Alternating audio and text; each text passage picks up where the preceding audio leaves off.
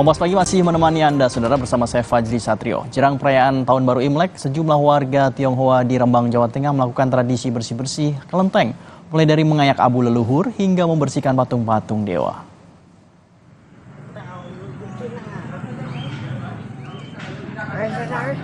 Di kelenteng Hok Tik Biu, Rembang, Jawa Tengah, sejumlah umat melakukan ayak abu leluhur hingga membersihkan patung-patung dewa.